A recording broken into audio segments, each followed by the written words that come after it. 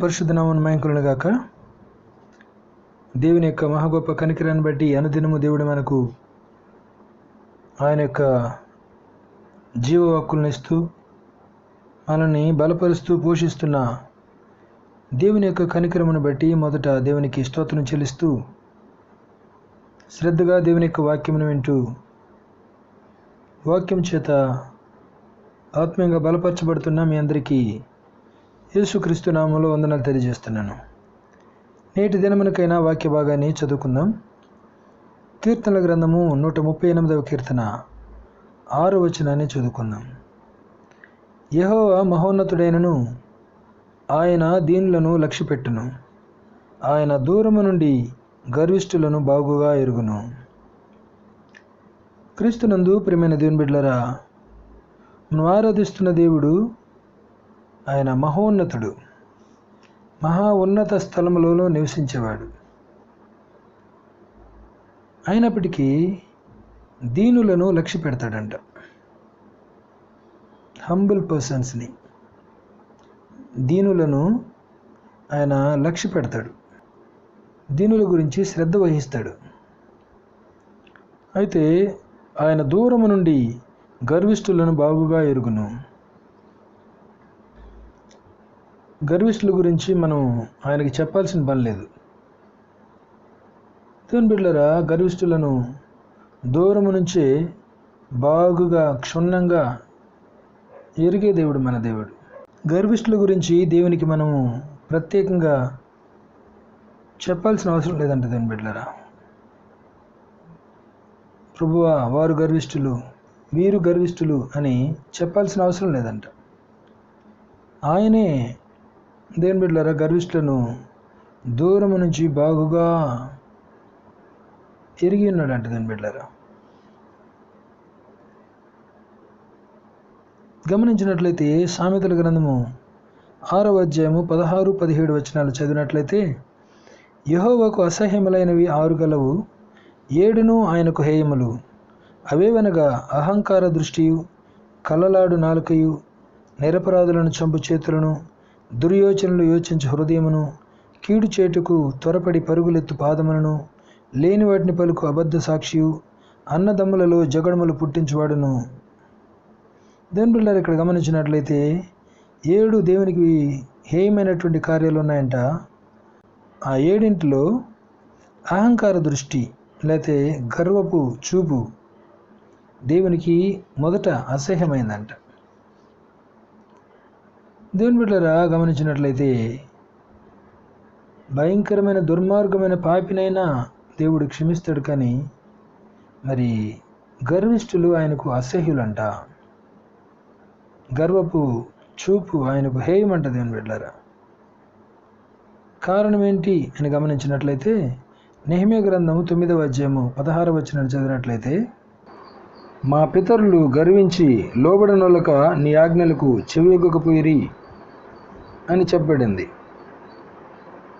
ఇశ్రాయేలీలు నెహెమ్యా కాలంలో చెప్తున్న మాటలు ఇవి. వారి పితరులు గర్వించి లోబడనొల్లకపోయారంట. దేవుని బిడ్డలారా, ఒక వ్యక్తిలో గర్వం ఉంటే ఆ వ్యక్తి లోబడడు. దేవుని యొక్క ఆజ్ఞలను దేవుని బిడ్డలారా చెవియొగ్గి ఆలకించడు. అదే ఇక్కడ వీరు చెప్తుంది. క్రింద వచనాన్ని మనం గమనించినట్లయితే 17వ వచనం, వారు విధేయులగుటకు మనసు లేని వారై తమ మధ్య నీవు చేసిన అద్భుతములను జ్ఞాపకం చేసుకొనక తమ మనసును కఠినపరుచుకొని తాముండి వచ్చిన దాస్యపు దేశమునకు తిరిగి వెళ్ళుటకు ఒక అధికారిని కోరుకొని నీ మీద తిరుగుబాటు చేసిరి. అయితే నీవు క్షమించుటకు సిద్ధమైన దేవుడవును, దయా వాత్సల్యతలు గలవాడవును, దీర్ఘశాంతమును బహుకృపయు గలవాడునై ఉండి వారిని విసర్జింపలేదు. ఇశ్రాయేలీలు దేవుని బిడ్డలారా ఏం చేశారంట? మరలా కఠిన మనస్కులై మాకొక నాయకుడిని నియమించుకొని మరలా మేము ఎక్కడైతే దాస్యంలో ఉండొచ్చామో ఆ ఐగుప్తు దేశానికి మేము తిరిగి వెళ్తామని అన్నారంట. దేవుని బిడ్డలారా, గమనించినట్లయితే ఒక వ్యక్తి గర్వహృదయుడైతే, గర్వించిన వాడైతే వ్యక్తి దేవుని యొక్క మాటలకు లోబడడంట. దేవుని దుఃఖపరుస్తాడు, హృదయాన్ని కఠినపరుచుకుంటాడు, చేసిన మేళ్లను మర్చిపోతాడు. దేవుడు ఎన్నో మేళ్ళ వరకు ఇశ్రాయేలులకు చేశాడు, కానీ అన్నీ మరిచిపోయి తిరిగి మేము ఎక్కడైతే దాస్యంలో ఉన్నామో ఆ దాస్యమునకు మరలా వెళ్తామని చెప్పారంట. కానీ దేవుడైతే క్షమించుటకు సిద్ధ మనసు గలవాడు గనుక వారిని విసర్జించలేదు అని దేవుని వెళ్ళారు ఇక్కడ వ్రాయబడింది. అదే నెహెమ్యా గ్రంథం 9వ అధ్యాయం 29వ వచనాన్ని గమనించినట్లయితే ఆ మధ్య నుంచి చదువుదాం. వారు గర్వించి నీ ఆజ్ఞలకు లోబడక నీ విధుల విషయంలో పాపులై నిన్ను తిరస్కరించి తమ మనస్సును కఠినపరుచుకొని నీ మాట వినకపోయిరి. దేవుని బిడ్డలారా గమనించినట్లయితే గర్వించి ఆజ్ఞలకు లోబడక నీ విధుల విషయంలో పాపులై నిన్ను తిరస్కరించారు. అవును దేవుని బిడ్డలారా, గర్వము ఒక వ్యక్తిని దేవుని ఆజ్ఞలకు లోబడనివ్వదు. దేవునికి వ్యతిరేకంగా తిరస్కరింపజేస్తుంది. హృదయము కఠినపరుచుకొని దేవుని బిడ్డలారా దేవుని యొక్క మాట వినకుండా చేస్తుంది.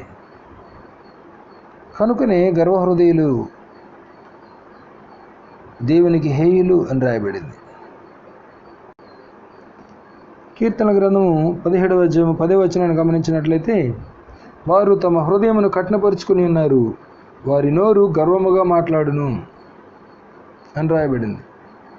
దేవుని బిడ్డలారా గమనించినట్లయితే ఒక వ్యక్తి యొక్క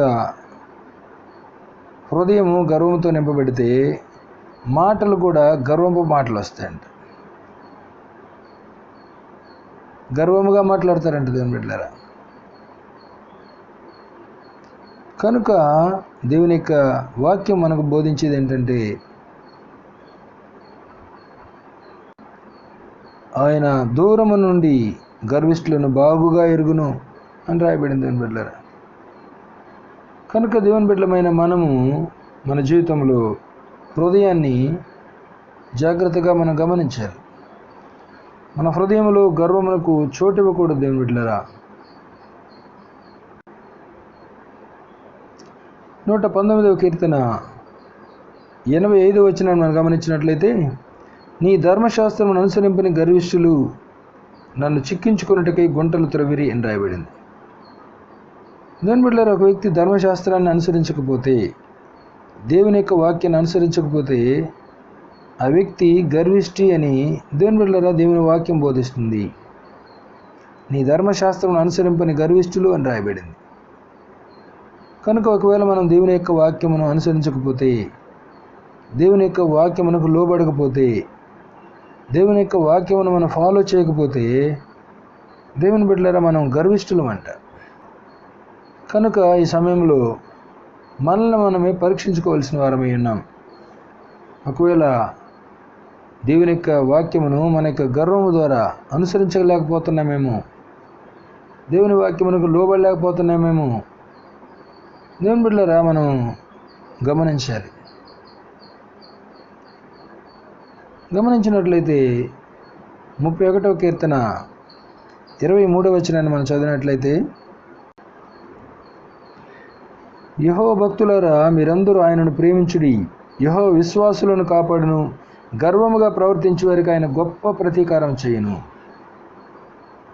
చూసారా దేవుని బిడ్డలారా, గర్వముగా ప్రవర్తిస్తే ఆయన గొప్ప ప్రతీకారం చేస్తాడంట. గర్వించే వారిని దేవుని బిడ్డలారా దేవుడు శిక్షిస్తాడంట. గర్వించే వారికి దేవుని బిడ్డలారా దేవుడు పగవాడై వారి మీద పగ తీర్చుకుంటాడండి దేవుని బిడ్డలారా. కనుక దేవుని బిడ్డలమైన మనము గ్రహించిన వారమై ఈ గర్వమును మన హృదయంలో మన జీవితంలో లేకుండా మనం సరి చేసుకోవాలి దేవుని బిడ్డలారా. 123వ కీర్తన 3వ వచనాన్ని మనం గమనించినట్లయితే యెహోవా మేము అధిక తిరస్కారం పాలైతిమి, అహంకారుల నిందయు గర్విష్ఠుల తిరస్కారమును మా మీదికి అధికముగా వచ్చి ఉన్నవి. చూడండి ప్రియులారా, అహంకారుల నింద అనగా అహంకారులు నిందిస్తూ ఉంటారంట. గర్విష్ఠులు తిరస్కారం చేస్తూ ఉంటారు, తిరస్కరిస్తుంటారు ఇతరులను. అవి మా మీదకి అధికముగా వచ్చినవని భక్తుడు దేవునికి ప్రార్థించడం మనం చూస్తున్నాం. ఈ దినాల్లో మనం ఇతరులను నిందిస్తున్నామంటే మనలో గర్వం ఉందనే విషయం దేవుని బిడ్డలారా మనం గ్రహించాలి. ఇతరులను తిరస్కరిస్తున్నాము అంటే, ఇతరులను తృణీకరిస్తున్నామంటే మనము గర్విష్ఠులమనే విషయం మనం గ్రహించాలి. గర్విష్ఠులే ఇతరులను నిందిస్తుంటారంట, గర్విష్ఠులే ఇతరులను తృణీకరిస్తూ ఉంటారు. వాడెంత, వీడెంత, నువ్వెంత అన్నట్లుగా ఇతరులను తృణీకరిస్తూ ఉంటారు. ఇది వాక్యము నిన్ను వలె నీ పొరుగువాన్ని ప్రేమించమని రాయబడింది. తృణీకరించమని, తిరస్కరించమని, నిందించమని రాయలేదు దేవుని బిడ్డలారా. కనుక దేవుని యొక్క వాక్యం వింటున్న మనము మన జీవితాల్లో ఇలాంటివి ఏమైనా ఉన్నట్లయితే మనం సరి చేసుకోవాల్సిన వారమై ఉన్నాం.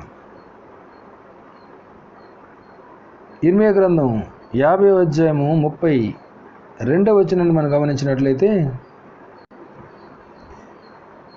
గర్విష్ఠుడు తొట్టిల్లి కూలును, అతని లేవనెత్తవాడెవడనూ లేకపోను అని రాయబడింది. క్రీస్తునందు ప్రేమైన దేవుని బిడ్డలారా, గర్వము మనల్ని తొట్టిల్లి కూలేటట్టు చేస్తూ ఉంటుంది. అలాంటి వారిని లేవనెత్తేవారు ఒకరు కూడా ఉండరంట. లోకంలో మనం అనేక మందిని గమనిస్తూ ఉంటాం. గర్వించి గర్వంతో తిరుగుతూ ఉంటారు. అకస్మాత్తుగా వారు కూలిపోవడం మనం చూస్తున్నాం. అకస్మాత్తుగా వారు దేవుని బిడ్డలారా వ్యాధుల బారిన పడడం మనం చూస్తుంటాం. అకస్మాత్తుగా వారి యొక్క వ్యాపారాలు దెబ్బతీయడం మనం చూస్తుంటాం. అకస్మాత్తుగా వారి వ్యాపారాలు నష్టపోవడం మనం చూస్తుంటాం. అకస్మాత్తుగా దేవుని బిడ్డలారా పరిస్థితులు వారికి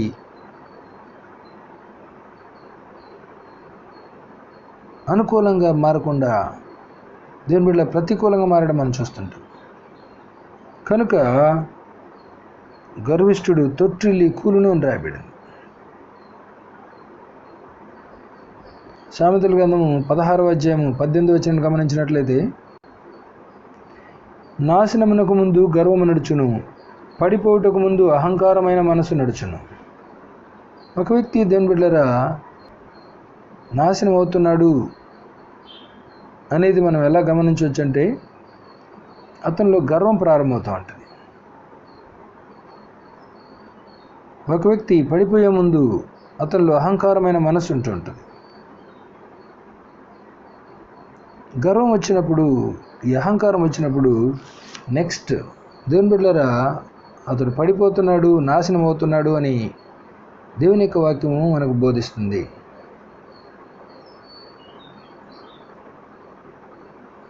దేవుని బిడ్డలారా గమనించినట్లయితే, ఉజ్జియా స్థిరపడిన తర్వాత మనసును గర్వించి చెడిపోయాను అని రాయబడింది. అవును దేవుని బిడ్డలారా, గర్వము మనల్ని నాశనంలోకి నడిపిస్తుంది. గర్వము మనల్ని చెరిపివేస్తుంది. ఈ గర్వము దేవుని బిడ్డలారా మనల్ని పతనం చేస్తుంది. అందుకే దేవుని బిడ్డలమైన మనము ఈ గర్వం విషయంలో మనం చాలా జాగ్రత్తగా ఉండాలి. ఎట్టి పరిస్థితుల్లో గర్వం మనలోనికి రానివ్వకుండా చూసుకోవాలి.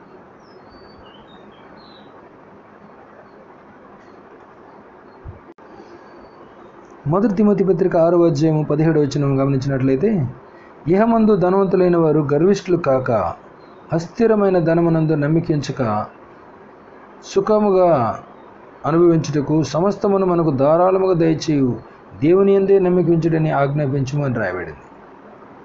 దేవుని బిడ్డలారా, ధనము మనకి గర్వాన్ని పుట్టిస్తుంది.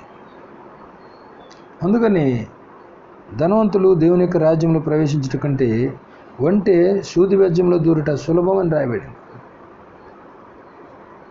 కారణం, గర్విష్ఠులకు దేవుని బిడ్డలారా విరోధిగా ఉంటాడు.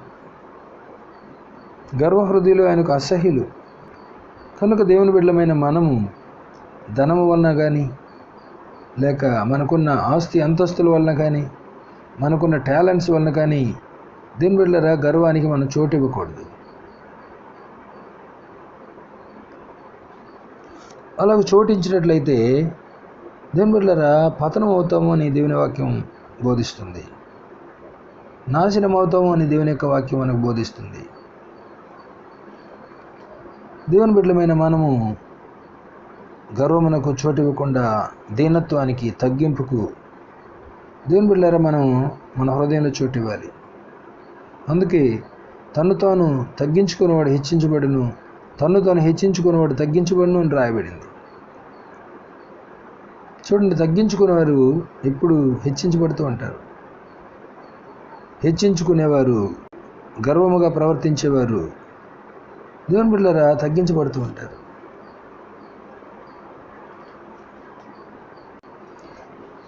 ఇర్మియా గ్రంథము 13వ అధ్యాయము 17వ వచనాన్ని మనం గమనించినట్లయితే, ఆయనను మీరు ఆ మాట విననొల్లని ఎడల మీ గర్వమును బట్టి నేను చాటున ఏడ్చుదును. చూడండి దేవుని బిడ్డలారా, దేవుడు మన గర్వాన్ని బట్టి చాటున ఏడుస్తాడంట. అనగా ఒక గర్వించే వ్యక్తి దేవుని దుఃఖపరుస్తాడు, దేవుని ఏడిపిస్తాడు. ఒకవేళ మన జీవితంలో మనకున్న గర్వాన్ని బట్టి దేవుని దుఃఖపరుస్తున్నామేమో, మనల్ని మనం పరీక్షించుకోవాలి దేవుని బిడ్డలారా.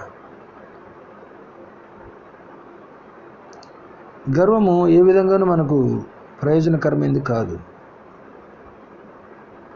ఈ గర్వము దేవుని బిడ్డలారా ఏ విధంగానూ మనకు ఆశీర్వాదాన్ని తీసుకురాదు. పైగా దేవుని దుఃఖపరుస్తుంది. కనుకనే దేవుని బిడ్డలమైన మనము మన జీవితంలో గర్వమునకు చోటు ఇవ్వకూడదు దేవుని బిడ్డలారా. ఆఖరిగా గమనించినట్లయితే ఇర్మియా గ్రంథం 50వ అధ్యాయము 31వ వచనపు సగభాగం నుంచి చదువుదాం. ప్రభువును సైన్యములకు అధిపతి నాకు యెహోవా వాక్కు ఇదే, గర్విష్ఠుడా, నేను నీకు విరోధనై ఉన్నాను. నీ దినము వచ్చుచున్నది, నేను నిన్ను శిక్షించు కాలం వచ్చుచున్నది అని దేవుని బిడ్డలారా దేవుడు చెప్తున్నాడు. గర్విష్ఠులకు దేవుడు విరోధి నిలబడతాడు. దేవుడు విరోధి నిలబడితే మనకు సహాయం చేసేవారు ఎవరు ఉంటారు? సౌలుకు దేవుడు పగవాడైనప్పుడు సౌలు ఏం చేయలేకపోయాడు దాని బిడ్డలారా. అందుకే సమూయేలు అంటున్నాడు, దేవుడు నిన్ను విడిచి నీకు పగవాడు కాగా నేనేం చేయగలను అంటున్నాడు. కనుకనే దేవుని బిడ్డలమైన మనము ఎంతగా దీనులుగా మారుతామో, ఎంతగా తగ్గించుకుంటామో అంతగా దేవుని కృపను పొందుతాం. ఆయన అహంకారులను ఎదిరించి దీనులకు కృపను అనుగ్రహించును అని రాయబడింది. కనుక దేవుని బిడ్డల గర్వ హృదయము మనకెంత నాశనం తీసుకొస్తుందో మనం గ్రహించి, అది దేవుని ఎంతగా దుఃఖపరుస్తుందో మనం గ్రహించి, దేవుని బిడ్డలారా దేవుడే మనకు విరోధిగా మారుతాడని మనం గ్రహించి, తప్పకుండా దేవుడు మనల్ని శిక్షిస్తాడు, ప్రతీకారం తీర్చుకుంటాడని మనం గ్రహించిన వారమై గర్వ హృదయంను విడిచిపెట్టి దీనులంగా మారుదాం, తగ్గించుకుందాం, దేవుని చేత హెచ్చించబడదాం. అట్టి కృప దేవుడు మనకు అనుగ్రహించి ఆశీర్వదించును గాక. Amen, amen, amen.